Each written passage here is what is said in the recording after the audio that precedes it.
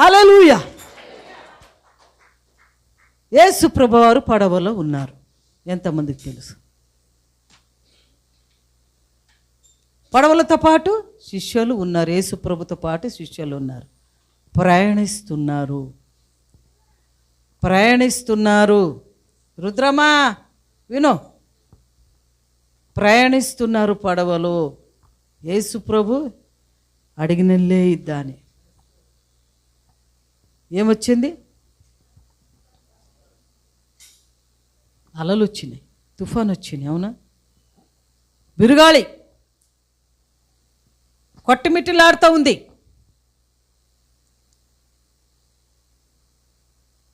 శిష్యులు యేసయ్యని మర్చిపోయారా? తలంచుకున్నారా?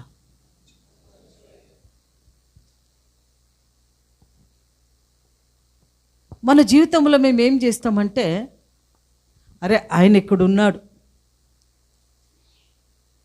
భూమిని ఆకాశములు కదిలించిన సృష్టించిన దేవుడు మా పడవలో ఉన్నాడు. ఈ గాలి ఏం చేస్తుంది? ఈ సుడిగాడి ఏం చేస్తుంది? ఆయన అన్నాడు అద్దరికి వెళ్దామని, వెళతాము అని ఒక బలమైన నమ్మకము నింటే వాళ్ళ నమ్మకానికి ఆ గాలి అదిరిపోతుండే, తుఫాను ఆగిపోతుండే. అంత మీరిపోయిన తర్వాత, ప్రభా మేము చచ్చిపోతున్నాము లెమ్ము. దేవుడు ఏమన్నాడు తెలుసునా? అల్ప విశ్వాసులారా. చెప్పండి. అల్ప విశ్వాసం ఉంది. ఎట్లా? నాకు తెలుసు, నా కుటుంబంలో ఉన్న సమస్య నీకేం తెలుసమ్మా? నువ్వు బాగున్నావు. నాకు తెలుసు నేను ఎంత కష్టపడుతున్నాను. సరే, నీకు తెలుసు, ఆయన నిన్ను సృష్టించిన నీ దేవునికి తెలీదా? మరి ఆయన మీద ఉన్న నమ్మకం ఎక్కడా? ఈ లోకంలో ప్రయాణిస్తూ ఉన్నావు. ఈ లోకంలో ప్రయాణిస్తూ తుఫాను, అలలు అన్నీ ఎదుర్కొని పోతున్నాం. అవునా? ఇప్పుడు యుద్ధం స్టార్ట్ అయింది. ప్రార్థించండి యుద్ధం ఆగిపోవాలని. ఒకరికొకరు కలిశారా? మూఢ ప్రపంచం యుద్ధమైందంటే ఈ లోకం సర్వనాశం అయిపోతుంది. ఇంకా నమ్మేవాళ్ళు చాలామంది ఉన్నారు. మీ అక్క చెల్లి, మీ కుటుంబంలో ఎంతమంది నమ్మకుండా ఉన్న వాళ్ళు ఉన్నారు. ఆయన వచ్చాడు యేసుప్రభు అంటే వాళ్ళు నరకానికి పోతారు. మేమేమో నమ్ముకున్నాం. మరి వాళ్ళ సంగతి ఏంటి? ప్రార్థన చేయాలయా, యుద్ధం ఆపివేయి అని. ఎంతమంది ప్రార్థిస్తారు? నీ కుటుంబాల కొరకు గోజాడండి. తెలిసిన వాళ్ళందరి కొరకు సువార్తం చెప్పండి. అంతము దగ్గరకు వచ్చింది. నిన్నటి నుంచే బాంబులు పేలుతున్నాయి. ఇజ్రాయెలులో 8 దేశాలు అప్పుడే పగబట్టారు. ఎప్పటి నుంచే పడుతున్నారు. ఇప్పుడు సిరియన్ కూడా వాళ్ళంట వచ్చి ముట్టుడి వేశారంట ఇజ్రాయెల్కి. బైబిల్లో సిరియా వాళ్ళు ముట్టుడి వేసిన వాళ్ళు తెలుసు కదా. చాలా అద్భుతం. ఏమైనప్పటికీ కూడా దేవుడు తన పిల్లలు మాత్రము కన్ను గుడ్డు వలె కాపాడుతాడు.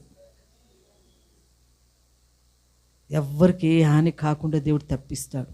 ప్రియ దేవుని బిడ్డ, నీ పడవలో, నీ ఇంటిలో యేసయ్య ఉన్నాడు. నువ్వు ప్రయాణిస్తూ ఉన్నావు. అపనమ్మకం ఉండొద్దు. రుద్రమా, అపనమ్మకం ఉండకూడదు. భయపడొద్దు. సమస్యలు ఎదురవుతుంటుంది కదా, వాటిని చూసి భయపడొద్దు. వాటి మధ్యలో దారి చేసిన దేవుడు మన దేవుడే. నమ్మిక మాత్రం ఉంచు. భయముందా? అందుకే దావీదు భక్తుడు ఏమి కొదవలేదు ఆయనకి. తినడానికి, ఉండడానికి, రాజ్యాన్ని ఏలిన వ్యక్తి. అయితే తనకు భయము, అయ్యా నాకు భయము కలిగినప్పుడు నేను నిన్నే ఆశ్రయించుకుంటాను. నీ దిగులుందా? భయముందా? ఏది నిన్ను పీడిస్తుంది? ఆయన ఆశ్రయించుకో, అత్తుకో, ఆ భయము తొలగిపోతుంది. అందుకే యేసయ్య భయపడొద్దు, నేనున్నా. ఈ లోకంలో ఉన్నవాడి కంటే మనలో ఉన్నవాడు గొప్పవాడు యేసయ్య ఉన్నాడు. కాబట్టి చూసుకుంటాడులే. ఉన్నాడులే. ఏమైనా అజాగ్రత్తతో కూడా నీ కుటుంబాన్ని పడవని తోలకూడదు. అజాగ్రత్తతో తోలితే అన్నాడు కదా ఆయన, తోలితే ఏమైతే మునిగిపోతావు. ಮುಣಿಗೋಗ್ಬಿಡ್ತೈತೆ ಅಡುಗೆ ಮುಣಿಗೋಗ್ಬಾರ್ದಂದ್ರೆ ನೀನು ಎಚ್ಚರಿಕೆಯಿಂದ ನೋಡ್ಕೊಂಡು ತಿರಬೇಕು. ಯಾಲೆ ಬರುತ್ತೆ, ಯಾವ తుఫాను బరుತ್ತೆ, ఏది బరుತ್ತೋ జాగ్రత్తగా ನಾನು ఆ వాటి మధ్యలో నుండి పోవాలి. దేవుణ్ణి అడుక్కుంటూ ಪ್ರಾರ್ಥಿಂచుకుంటూ ಪ್ರಾರ್ಥನೆ ಮಾಡುತ್ತಾ, ದೇವರೇ ನನ್ನ ಕುಟುಂಬವನ್ನು ಪೋಷಿಸುವನೆ, ನನ್ನ ಮಕ್ಕಳನ್ನು ನಿನ್ನ ಸನ್ನಿಧಿಯಲ್ಲಿ ಒಪ್ಪಿಸ್ತೀನಿ ಸ್ವಾಮಿ. ನಾನು ಕಾದರೆ ಏನು ಕಾಡ್ತೀನಿ, ನೀನು ಕಾಯಿ, ಕಣ್ಣು ಗುಡ್ಡೆಯಂತೆ ನೀನು ನಡೆಸು ಸ್ವಾಮಿ. ಆಗಿದ್ದು ಆಯಿತು, ಇನ್ನು ಮುಂದೆ ನೀನೇ ಅಂತ ನೀನು ಮೊರೆ ಇಟ್ಟು ದೇವ್ರನ್ನ ಸಾಗಿಸ್ಕೊಂಡು ಹೋದರೆ ದಡ ಸೇರ್ತಿ.